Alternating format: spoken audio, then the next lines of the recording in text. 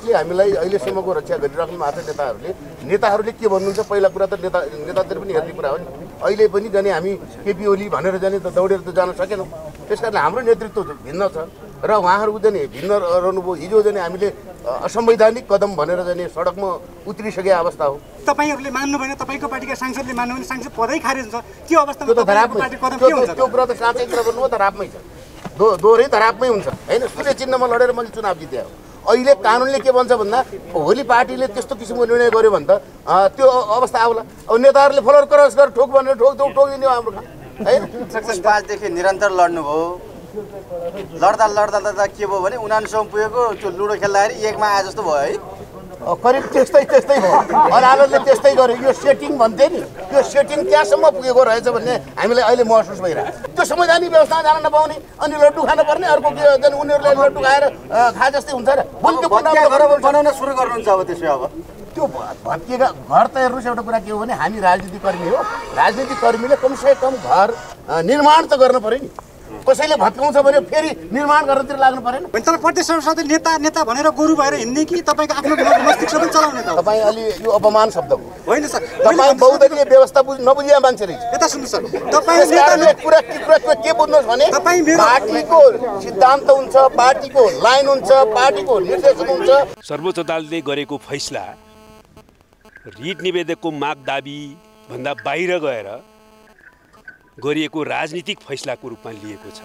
Writ निवेदकको माग दाबी भन्दा बाहिर गएर कुनै राजनीतिक पार्टीको एकता गर्ने नगर्ने र एकीकृत पार्टीलाई विभाजन गर्ने जुन फैसला सर्वोच्च अदालतले सुनाएको छ त्यसप्रति हाम्रो गम्भीर असहमति छ। सर्वोच्च अदालतको फैसलाप्रति हाम्रो गम्भीर असहमति हुँदाहुँदै पनि अदालतको फैसला आफ्नै ढङ्गले कार्यान्वयनको प्रक्रिया भने जाने कुरा स्पष्ट नै छ। तात्कालिक माओवादी केन्द्र र नेकपा एमाले बन्दी नै भयो।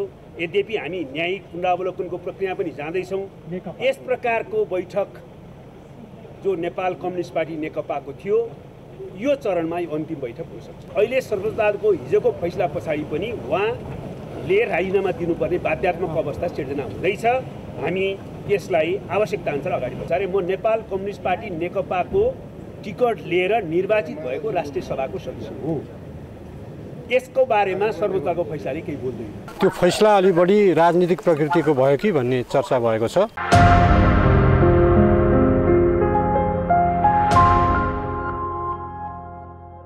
भन्ने कुरा अहिले लाग्दैछ। के गर्ने कसो गर्ने भन्ने कुराहरू चाहिँ अब संविधान कानुनले त्यो किसिमको परिस्थिति सिर्जना गर्यो भने पनि र पार्टीका शीर्षस्थ नेताहरू बसिराख्नु भएको छ। अहिले 13 सिट र 12 सिट जाने त्यो जाने अदालतले एकदम जाने निर्णय गरेका छ। त्यो अदालतको सम्मान गर्न पर्ला। तर पनि कुरा के हो भन्दा त्यो निर्णयले जनताको हित गरे कि गरेन, जनताको लागि अथवा देशको लागि राम्रो काम गरे कि गरेन भन्ने कुरा जनताकै बिचमा जानुपर्छ। त्यस कारणले अहिले जाने कर्णाली प्रदेशको सरकार केही हुन्छ भन्ने मलाई लाग्छ। अब भित्रको कुरा स्थायी समितिले अलग अलग बाटोमा जान्छौँ भनेपछि त अलग अलग बाटोमा जाने कि अब केपी ओली लिएर माधव नेपालको कुरा मिल्ला त्यो मिलाउने प्रयासमा जानुहुन्छ कि आफ्नो बाटो जाने? त्यो कुरा त एउटा कुरा के हो भने एउटा अदालतले हिजो फैसला गरेका छ। अब यसको 2-3वटा तर्कहरू छन् कि पुनरावलोकन पनि हुनसक्छ। फेरि पनि जाने अदालतले त्यो किसिमको पूर्वाग्रही गर्ने अवस्थाको सिर्जना भयो भने पुनरावलोकन पनि हुनसक्छ र त्यसपछि पार्टीको एउटा निर्णय पनि हुनसक्छ। किन भन्दा जसले हामीलाई अहिलेसम्मको रक्षा गरिराख्नु भएको छ नेताहरूले के भन्नुहुन्छ पहिला कुरा त नेताहरूले पनि हेर्ने कुरा हो नि। पार्टी भने बहुदलीय व्यवस्था भनेको दलभित्रको जाने नेतृत्वलाई पनि त हामीले विश्वास गरेर पनि लाग्यो होला नि। अहिले पनि जाने हामी केपी ओली भनेर जाने त दौडेर त जान सकेनौँ। त्यसकारण हाम्रो नेतृत्व भिन्न छ र उहाँहरू जाने भिन्न रहनुभयो। हिजो जाने हामीले असंवैधानिक कदम भनेर जाने सडकमा उत्रिसकेको अवस्था हो।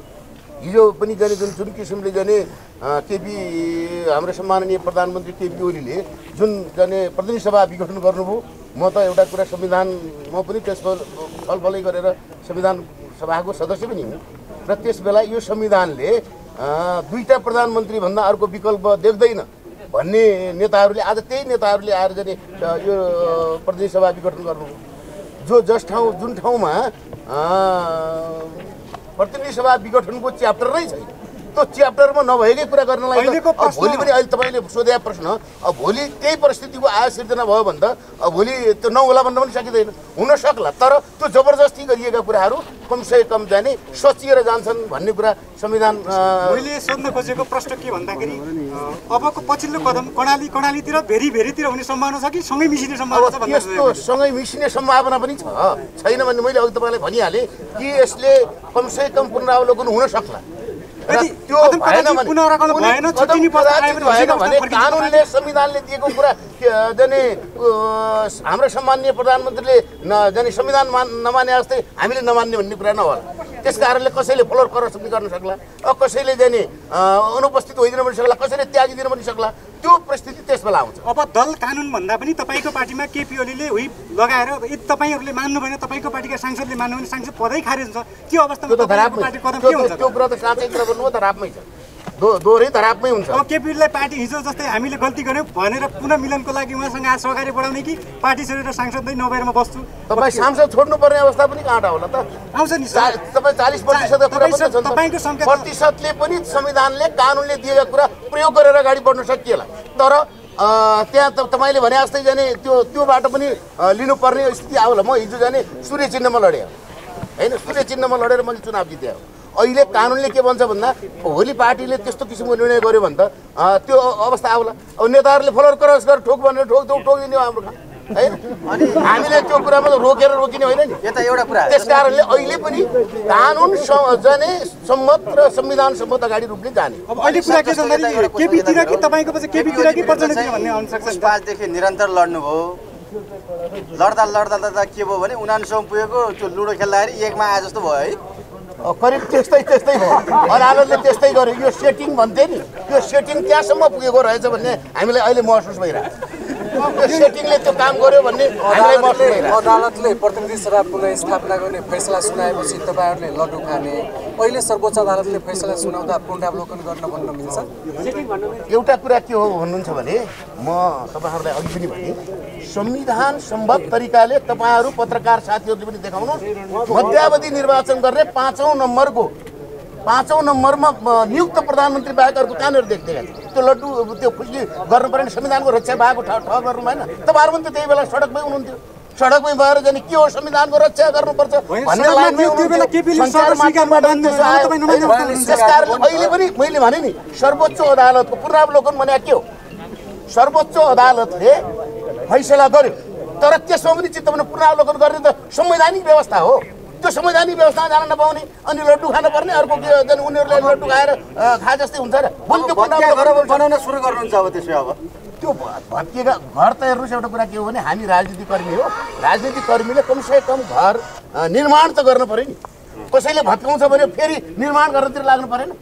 भत्किएकै घरमा उताङ्गै बस्ने। त्यस कारणले त्यसलाई निर्माण गर्न पर्यो, त्यसलाई सहज बनाउनु पर्यो, एकदमै सेवा सुविधायुक्त घर बनाउने वातावरण सिर्जना गर्नु पर्यो। त्यो वातावरण चाहिँ अगाडि बढ्नु। तपाईसँग अन्तिम विकल्प के रह्यो? अब धेरै बालोटाको सेटिङले काम गर्यो न तपाईँको त्यो पेरिसाको मिटिङले काम गर्यो। अब तपाईँसँग दुईटा विकल्प छ, प्रचण्ड कि केपी ओली? त्यो भनिदिनुहोस्। तपाईँले यस्तो कुरा अहिले गरिहाल्न पर्ने छैन। भइसक्यो त त्यो त छैन। तपाईँले जे भन्नुभएको छ नि त्यतिसम्म पुगिहाल्नु पर्ने अवस्था अहिले छैन। अदालतको नमान्ने बोली मैले भनेको छु। अदालतले मान्ने, अदालत भन्दा पनि आजै जाने पुनरावलोकन गर्ने अनि अथवा त्यस हिसाबले जाने पार्टीलाई त्यो कसरी जान सकिन्छ? नेताहरू छलफलमै हुनुहुन्छ नि त। अब मैले नेताले बोल्ने भाषा मलाई बोलाउनु लाउने, नेताले बोल्नुहुन्छ। अहिले बैठकमा के निर्णय भयो त्यो निर्णय म पालना गरेर हिँड्ने। तर प्रदेश सभासद नेता भनेर गोरु भएर हिँड्ने कि तपाईँको आफ्नो मस्तिष्क पनि चलाउने? तपाईँ अलि यो अपमान शब्द हो। होइन सर, तपाईँ बहुदलीय व्यवस्था नबुझिया मान्छे रहेछ। यता सुन्नु सर, कुरा के बुझ्नुहोस् भने पार्टीको सिद्धान्त हुन्छ, पार्टीको लाइन हुन्छ, पार्टीको निर्देशन हुन्छ। अहिले त्यो हिसाबले अगाडि बढ्नु पर्छ। तपाईँ मेरो प्रदेशको प्रदेश सभा सदस्य, यसकारण तपाईँको पनि त अर्थ राख्छ नि त। तपाईँको विचार पनि थापा हो, म दैलेख हो, म हिजो संविधान सभाको सदस्य हो, अहिले म प्रदेश सभाको सदस्य। आज हाम्रो पार्टी नेपाल कम्युनिस्ट पार्टी नेकपाको स्थायी कमिटीको बैठक बस्यो र यो बैठकले हिजो सर्वोच्च अदालतले हाम्रो पार्टी नेपाल कम्युनिस्ट पार्टी नेकपाका सन्दर्भमा गरेको फैसलाबारे गम्भीर छलफल गर्यो। बैठकले सर्वोच्च अदालतले गरेको फैसला रिट निवेदकको माग दाबी भन्दा बाहिर गएर गरिएको राजनीतिक फैसलाको रूपमा लिएको छ। पार्टीको नाम सम्बन्धमा परेको रिट निवेदन हुँदाहुँदै नामका बारेमा निष्कर्ष निकाल्नुपर्ने, आदेश गर्नुपर्ने यसको उत्तरदायित्व जिम्मेवारी हुँदाहुँदै त्योभन्दा बाहिर गएर फैसला गरिएको छ। पार्टीको नामको बारेमा रिट निवेदकको दाबी अनुसार फैसला हुँदा हामीले त्यसलाई स्वागत नै गर्ने थियौँ, तर रिट निवेदकको माग दाबीभन्दा बाहिर गएर कुनै राजनीतिक पार्टीको एकता गर्ने नगर्ने र एकीकृत पार्टीलाई विभाजन गर्ने जुन फैसला सर्वोच्च अदालतले सुनाएको छ त्यसप्रति हाम्रो गम्भीर असहमति छ। यो अस्वाभाविक छ, अनुपयुक्त छ, गलत छ र त्यसैले यो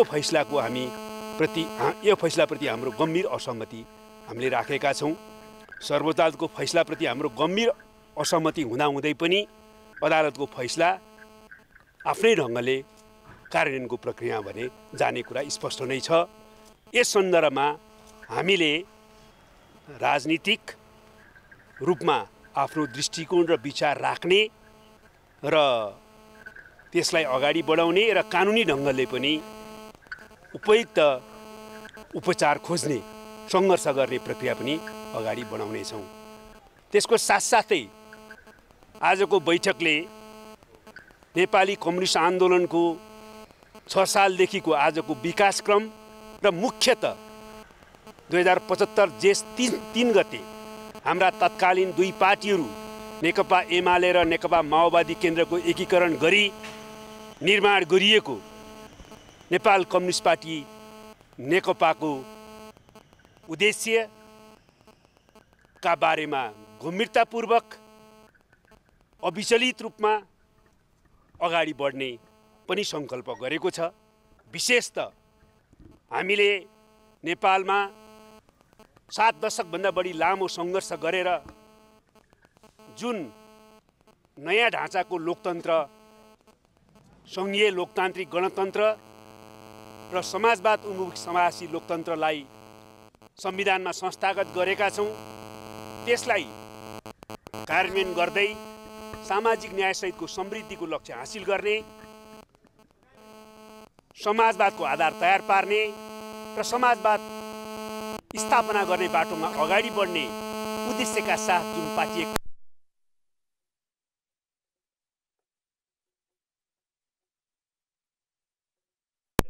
हामीले समीक्षा गरेका छौँ। अब पनि हामी नेपालको कम्युनिस्टहरूलाई एउटै केन्द्रमा लिएर आउने पहल कदमी र प्रक्रियालाई जारी राख्नेछौँ।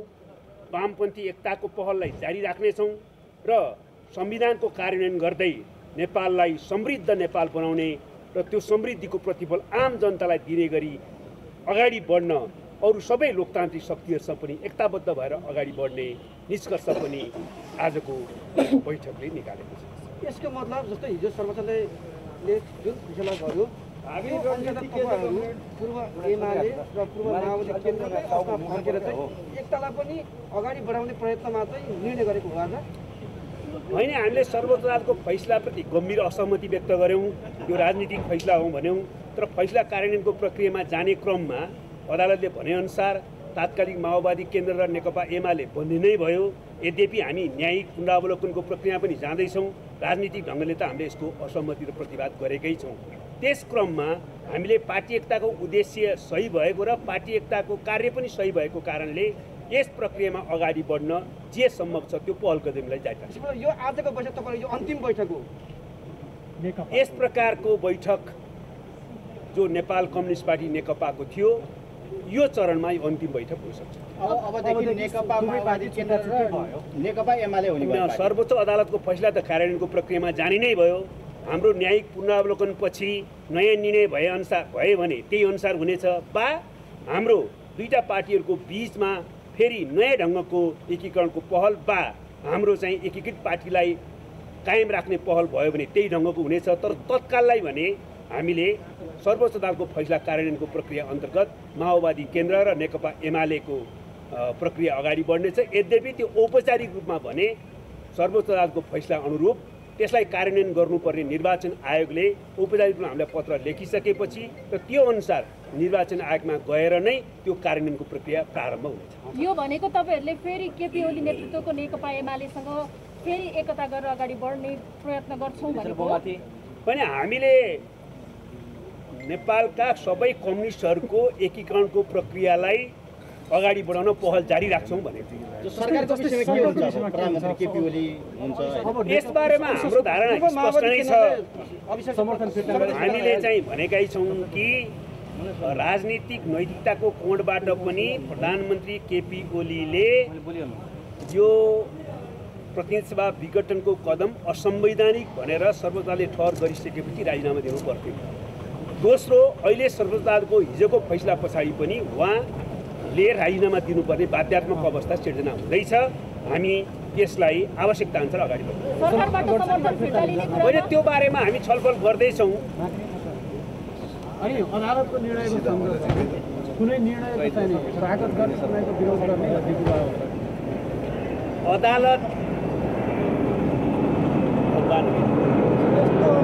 अदालतलाई हामीले यसै पनि हामी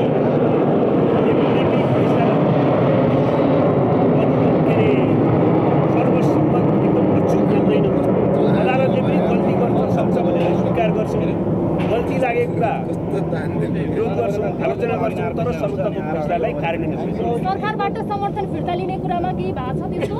मैले अघि नै भने यो विषयमा दुईटा कोणबाट राजीनामा प्रधानमन्त्रीको आउनु अनिवार्य छ, तर अरू थप ठोस प्रक्रिया कसरी अगाडि बढाउने भन्ने बारेमा हामी हाम्रो पार्टीमा पनि र अन्य राजनीतिक पार्टीहरूसँग पनि छलफल। हजुरहरूको तर्फबाट सरकारमा रहनु भएका मन्त्रीहरू जो हुनुहुन्छ उहाँहरू फिर्ता हुनु भएन भने उहाँहरूको हकमा के गर्ने त्यस्तो के छ?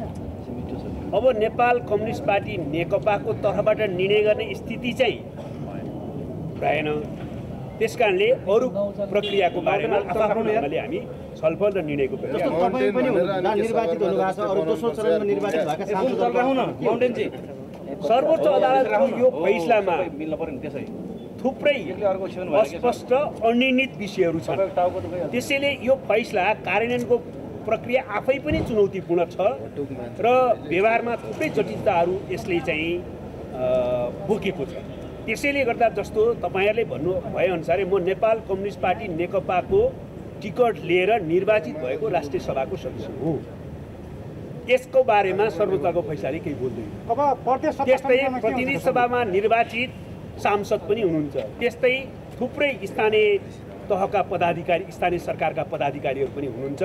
यसबारेमा यो फैसलाले केही बोल्दैन। त्यसैले यो फैसला हाम्रो दृष्टिकोणमा राजनीति आग्रहबाट प्रेरित भएको हुनाले सुविचारित छैन र यससँग जोडेर आउने थुप्रै जटिलताहरूलाई चिर्न सकेको छैन। र मुख्य कुरा त कुनै राजनीतिक पार्टी एकताबद्ध हुने वा फुट्ने भन्ने राजनीतिक पार्टीको अधिकार छँदै एकीकृत भएको पार्टीलाई तिमीहरू फेरि फर्केर जाऊ भन्ने कुनै कोणबाट पनि मिल्दैन भन्ने हाम्रो दृढ मत को फैसला अब त्यसलाई सम्मान गर्नुपर्छ। अब फैसला हामीले चित्त बुझे पनि नबुझे पनि, तर त्यो फैसलाप्रति व्यक्तिगत रूपमा भन्नुहुन्छ त मैले हिजै पनि भनिसकेँ, असहमति भयो। अहिले कुराकानी जारी भएर अब के हुन्छ त्यो पछि साथीहरूले भन्नु होला। त्यो फैसला अलि बढी राजनीतिक प्रकृतिको भयो कि भन्ने चर्चा भएको छ। अर्को कुरा, जसरी एकता प्रक्रिया सुरु भएको थियो यो दुईवटा पार्टीको बिचमा, त्यो एकता प्रक्रिया आफैमा राम्रो थियो। नेपालको संविधानको रक्षाको लागि, लोकतन्त्रको सुदृढीकरणको लागि र नेपालको स्वतन्त्रता र सार्वभौमसत्तालाई रक्षा गर्नको लागि त्यो एकता महत्त्वपूर्ण थियो र त्यो एकतालाई जोगाएर जान सकिन्छ भने त्यसको सम्भावनाहरू खोज्नुपर्छ। त्यहाँ अब साथीहरूले आफूलाई लागेर कुराहरू भनिराख्नु भएको छ। मैले पनि त्यही कुरा गरेँ। यो एकतालाई जोगाउन सकिन्छ भने अब एउटा नयाँ परिप्रेक्ष्य अदालतको फैसलाबाट आएको छ। त्यसको लागि कमरेड अध्यक्ष प्रचण्ड र केपी ओलीले फेरि पनि कुराकानी गरेर यो एकतालाई, यो युनिफिकेसनलाई अगाडि बढाउने सम्भावनाहरू छ भने त्यो सम्भावना पनि खोज्नुपर्छ भन्ने कुराहरू मैले आफ्नो विचार राखेँ। र साथीहरूले विभिन्न ढङ्गले आफ्नो विचार राखिराख्नु भएको छ। त्यो क्रम जारी छ। मूलतः यो फैसला चाहिँ अलिकति अब सर्वोच्चको फैसला हो, त्यसलाई सम्मान गर्नु पर्यो।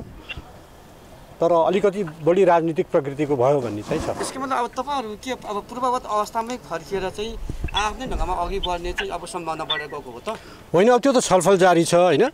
मूलत पार्टी युनिटीको प्रक्रियालाई जुन अगाडि बढेको थियो त्यसलाई जोगाउन सकिन्छ भने त्यो जोगाउने ठाउँ र सम्भावनाहरू खोज्नुपर्छ भन्ने मलाई लाग्छ।